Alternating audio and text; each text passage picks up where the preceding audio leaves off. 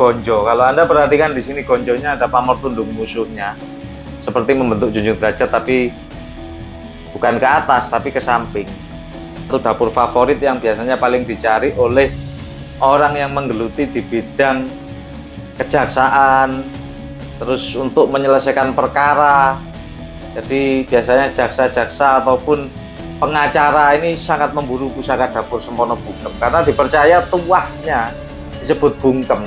Tuahnya bisa membungkam omongan lawan. Ada 3 pamor dalam satu pusaka kalau kita lihat secara detail, saudaraku. Yang atas ini pamor Banyumili, halus lembut bagian atas ujung bila, ya. Ini foto-fotonya aja saya detailkan, saudaraku, ya, nanti saya terangkan. Nogo Siluman itu sendiri tuah utamanya adalah perlindungan dan kewibawaan karismatik. Memang sangat cocok untuk golongan para pemimpin. Biar pusakanya yang berbicara kalau Anda paham. Tapi ini kita di sini sifatnya belajar bersama, jadi kita akan jelaskan detail satu persatu. Rahayu, rahayu, salam budaya, salam pecinta pusaka untuk semua saudaraku yang ada di Indonesia ataupun yang ada di luar negeri. Kembali lagi bersama saya Vicky Wijaya. Kali ini saya mau mereview 2 pusaka yang sangat wingit, saudaraku. Ya, sudah lama saya belum mendapat pusaka era-era Madiun, ya, saudaraku. Di konten-konten saya sebelumnya kita pernah membahas naga siluman, keris Nogo Siluman Madiun, Kolowijan, keris Nogo Siluman era Mojopahit, keris Nogo Siluman era Mataram. Keris-keris Jawa Timur memang diakui untuk kewingitannya, dan keris-keris setiap tangguh memang memiliki kelebihannya masing-masing.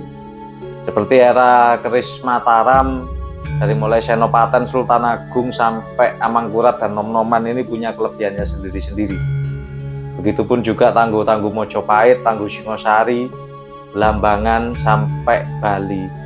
Begitu beragam luasnya karakter maupun perbedaan bentuk warisan budaya leluhur kita Nuswantara. Jadi tiap tangguh memang memiliki kelebihannya sendiri-sendiri. Tapi kalau berbicara masalah isoteri ataupun aura, memang tangguh keris-keris era di Jawa Timur ini tidak diragukan. Khususnya era-era Mojopahit yang sudah sangat legendaris. Salah satu kerajaan terbesar Indonesia yang mampu menguasai hampir separuh wilayah Asia. Dan juga tangguh-tangguh Madiun yang terkenal dengan isi, lebih mengutamakan isi daripada garapnya. Jadi masalah rosonya, powernya memang bisa diadu dengan tangguh-tangguh yang lain. Meskipun garap pusakanya kadang-kadang nampak wagu, nampak angker, nampak tidak wangun, ya, saudaraku, ya. Mungkin yang pertama kita bahas ini pusaka patrem, ya. Warangkanya masih origawan, ini timoho lawas, saudaraku, ya, khas Jawa Timur.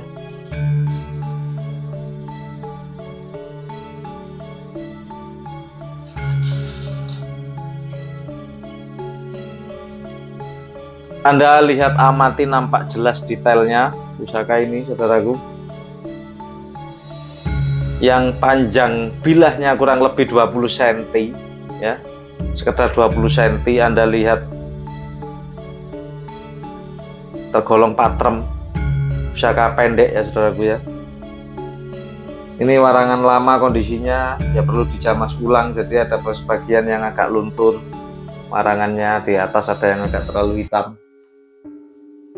Pusaka-pusaka patrem, pusaka kecil-kecil seperti ini ada pecintanya tersendiri. Bahkan saya memiliki teman kolektor yang memang fanatik banyak mengumpulkan pusaka-pusaka patrem, karena beliau percaya daya untuk pusakanya ini luar biasa ketika dibawa kemana-mana. Untuk orang-orang yang suka nyongkel, suka membawa pusaka ketika berpergian, ini memang bisa menambah percaya diri, menambah daya orang yang membawa pusaka. Ya, tergantung pusakanya, terlihat pamornya apa, dapurnya apa, tergantung filosofinya.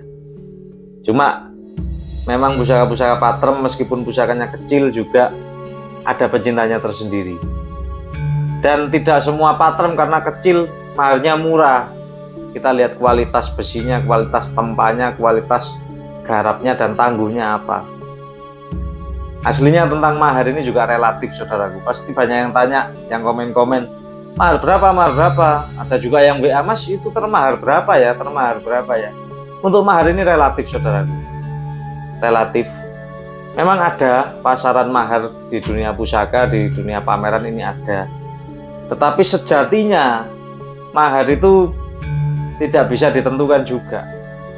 Karena pusaka-pusaka yang memang masterpiece langka, ibaratnya mau cari lagi itu sulit. Ya, maharnya sesuai kualitas pusakanya. Ini salah satu contoh patrem yang luar biasa, bagus dari ricikan garap, saudaraku. Anda lihat ini looknya kembo ya, look 9. Ricikannya ada pijetan, di sini ada gereneng, di sini ada lambe gajah jalan 1, lambe gajah 1, jalan 1, kembang kacang, kemudian di sini ada jenggotnya. Kalau Anda lihat nampak kurang wangun ya, saudaraku ya. Looknya kembo itu tidak terlalu rengkol, tidak terlalu ngeluk, cuma samar-samar. Kemudian material pamornya ini biasa ya, tapi termasuk bagus ini material pamornya. Ada meteornya, pasir malelo ya. Kalau kita lihat dapurnya ini look 9, dapurnya sempono bungkem. Ini kita lihat dari dapur dulu. Kalau kita lihat ini pamornya, ini beras kutah ya, saudaraku ya. Oh mohon maaf, wengkonisen, karena di tepian ini ada garisnya, jadi ini wengkon di dalamnya kebak wengkonisen ya, wengkonisen. Jadi di dalamnya ini ada bulat-bulat dan ada isinya. Sedangkan yang baliknya ini wengkon, cuma dalamnya ini mungkin aus pamornya, jadi nampak hitam aja. Yang sisi set B. Jadi pamornya pamor kerezekian, bukan pemilih. Tetapi kalau kita lihat dari dapur sempono look 9, keris dapur look 9, kenapa ada sempono bungkem? Karena kembang kacangnya Anda lihat sangat mangan gandik, sangat nutup ya, saudaraku ya. Ada yang berpendapat kembang kacang harus nempel sampai bila, ada yang enggak. Itu tergantung pemahamannya, ada dua literasi. Dan kemudian kalau kita lihat tangguhnya, berbicara tangguh, ini adalah tangguh bisa dikatakan Madiun. Anda lihat wangunnya kan, kembang kacangnya nampak besar. Ciri-ciri keris Madiun itu kembang kacangnya pasti mangan gandik. Kemudian besinya tidak sebagus besi-besi keris Mataram besinya, dan pasikutannya nampak wagu atau kaku, nampak wingit pasikutannya. Tapi ini yang unik di gonjo. Kalau Anda perhatikan di sini gonjonya ada pamor tunduk musuhnya, seperti membentuk junjung derajat, tapi bukan ke atas tapi ke samping. Di sini juga gonjonya. Pamor tunduk musuh itu macam-macam, saudaraku. Yang di gonjo ada yang disebut tunduk musuh seperti apa pakemnya, yang dibila ada tunduk musuh seperti apa pakemnya, yang dipaksi ini beda-beda. Anda boleh cari literasi di Google, banyak. Jadi pakem-pakem dari Jawa Tengah, Jawa Timur ini berbeda-beda. Gonjo ini punya ada gonjo Mas Kumambang, ada gonjo Sumber Mas, ada gonjo tunduk musuh. Nah, nanti saya cantumkan referensinya ya, saudaraku ya. Kalau kita lihat dapur sempono bungkem, ini salah satu dapur favorit yang biasanya paling dicari oleh orang yang menggeluti di bidang kejaksaan, terus untuk menyelesaikan perkara. Jadi biasanya jaksa-jaksa ataupun pengacara ini sangat memburu pusaka dapur sempono bungkem, karena dipercaya tuahnya disebut bungkem. Tuahnya bisa membungkam omongan lawan ya. Bungkem ini ada dua pendapat juga, ada dua versi, saudaraku. Mungkin ya teman-teman juga sudah pada tahu. Bungkem versi pamor dengan bungkem versi kembang kacang itu berbeda. Kalau bungkem versi pamor di Pakem Jawa Timur itu, kalau di pamor di Serat Centini itu masuknya batu lapak, yang seperti nanti saya cantumkan lah. Batu lapak itu biasanya orang Jawa Timur nyebutnya pamor bungkem, padahal kalau di Pakem pamor batu lapak ya.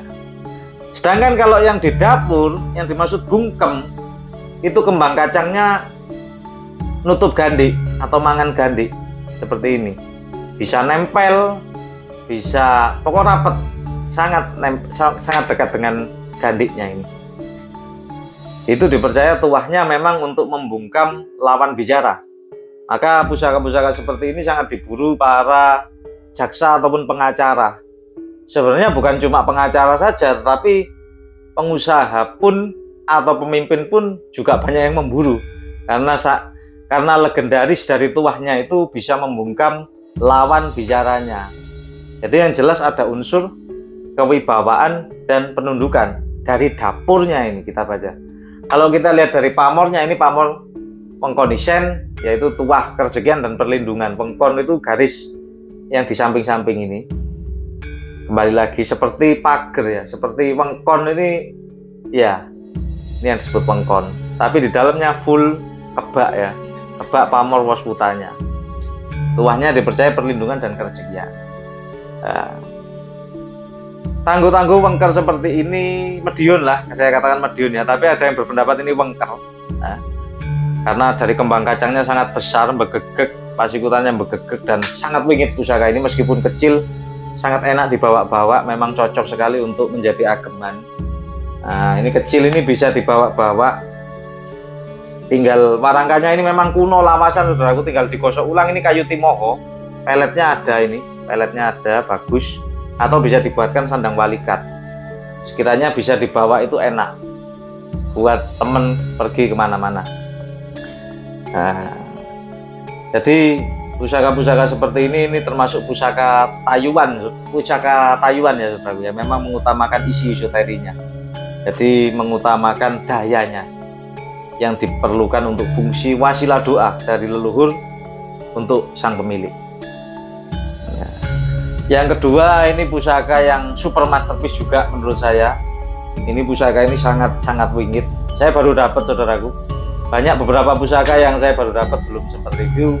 Juga sudah ada untuk kelas-kelas pemula. Mungkin 2-3 hari lagi kita akan review di mahar untuk kelas-kelas pemula 2 jutaan ya saudaraku ya. Ini sementara kita review yang masterpiece. Ini kalau kita lihat warangkanya ini timoho trotol, lawas, pendok, mamas, lawas. Sayangnya handle-nya ini sangat jelek saudara, meskipun lawas belum pakem ya.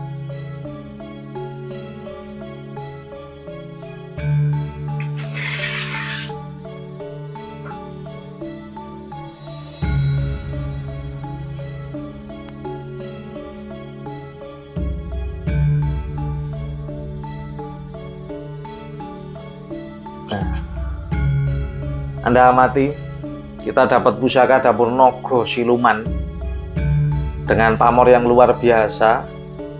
Sudah lama kita belum dapat Naga Siluman Tangguh Madiun era Mojopahit ya. Ya, sebagian pendapat mengatakan ini nogonya Mojopahit mas, tapi pesisir, empu pesisir. Sebagian pendapat bilang ini Naga Madiun mas. Monggo, untuk Tangguh bebas, tapi yang saya pastikan ini pusaka tus original sepuh. Kenapa saya pastikan? Kita bahas satu persatu detailnya. Kalau Anda melihat, coba amati detailnya di pusaka ini ada 3 pamor dalam satu pusaka. Kalau kita lihat secara detail saudaraku. Yang atas ini pamor Banyu Mili, halus lembut bagian atas ujung bila ya. Ini foto-fotonya aja saya detailkan saudaraku ya, nanti saya terangkan. Kemudian yang bagian tengah sini ini seperti pamor wengkon isen. Wengkon karena di sampingnya ini ada garisnya, tapi di dalamnya ada isinya. Wengkonnya sampai bawah. Sedangkan di sor-soran sini saudaraku, di sini ada pamor. Nah, di sini ada pamor Banyu Mili, tetapi ada pamor tambalnya. Bisa dibayangkan bagaimana sang empu yang sudah sangat mumpuni, bukan empu sembarangan, yang membuat pusaka ini. Dari segi tempa pamornya ini sudah luar biasa sulit. Ada gabungan pamor adeg ya. Pamor adeg ini dari penempaannya tergolong pamor miring saudaraku. Pamor Banyu Mili, Gajah Gelar, adeg singkir yang bisa disebut singkir ataupun sutra banyu itu tergolong pamor miring dalam segi pembuatannya. Sedangkan pamor tambal ini tambal. Sedangkan pamor waswuta ini pamor melumah dalam segi pembuatannya. Bayangkan sudah ada 3 teknik tempa dalam satu pusaka. Jadi sebenarnya saya tidak usah ngomong kalau Anda paham ya. Dari pusakanya bisa dilihat Anda yang menentukan kualitas pusakanya, biar pusakanya yang berbicara kalau Anda paham. Tapi ini kita di sini sifatnya belajar bersama, jadi kita akan jelaskan detail satu persatu. Yang pertama di sorceran di sini ada pamor tambal jimat membentuk kotak. Kemudian di sini ada wengkon. Di tengah ini ada isen. Ya, ada isennya. Ini unik. Ini tambal atau apa saya kurang paham juga. Yang terakhir di atas bila ini banyu mili. Dari pamornya aja kita baca tuahnya, ini sudah sangat istimewa. Pamor tambal jimat. Dipercaya sang pemilik akan terlindungi dari mara bahaya. Tuahnya adalah tolak balak dan perlindungan.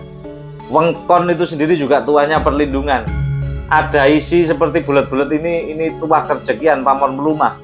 Sedangkan banyu mili, pamor adek, ini ada dua tuah, yaitu tuah perlindungan dan tuah kerjekian juga. Ada yang berpendapat tadi teman-teman ketika saya buat status, itu apa enggak pamor sutro banyu mas?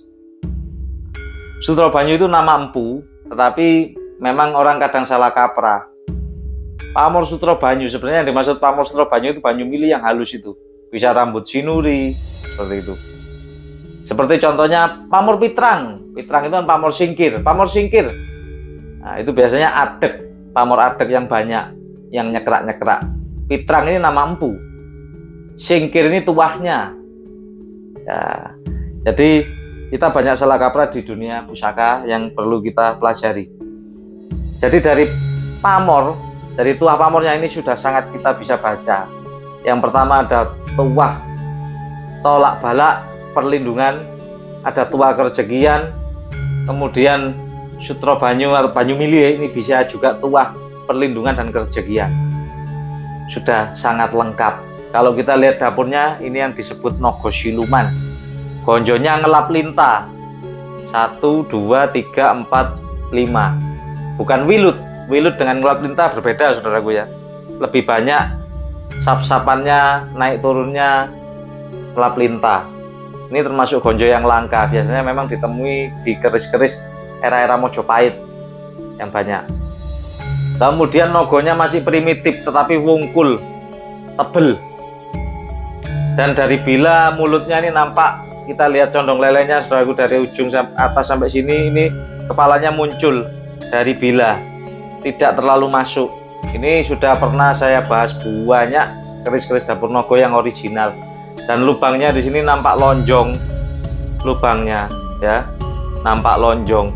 Selorok tapen wojonya ada, materialnya neutro di sini. Neutro itu lembut dan sangat wingit pusaka ini. Kalau kita lihat dapur nogo siluman ini looknya look 7. Itu bahasa Jawanya pitu ya.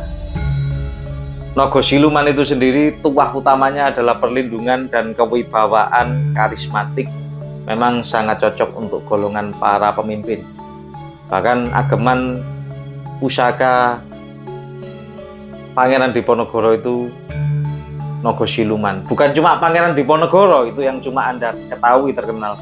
Anda cari literasi-literasi, di tiap daerah ada pemimpinnya.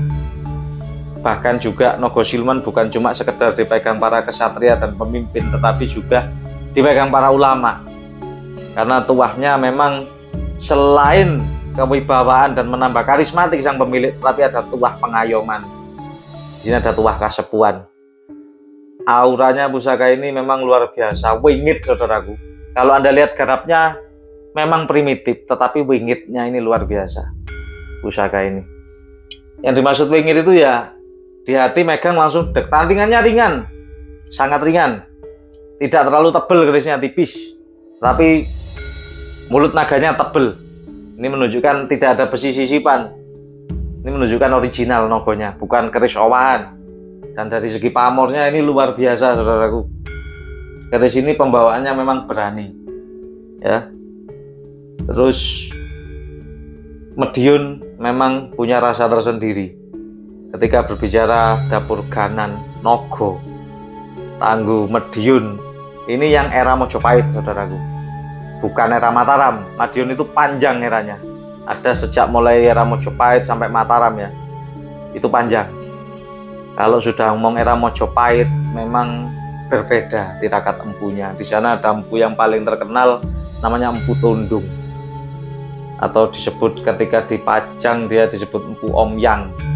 Itu adalah turunan langsung dari Empu Supo Mojopahit yang sangat ampuh, terkenal, legendaris ya. Luar biasa pusaka ini. Filosofi Luk 7 Pitu, arti bahasa Jawanya pitu, sudah sangat sering kita bahas. Setiap orang harus punya sifat pitulungan.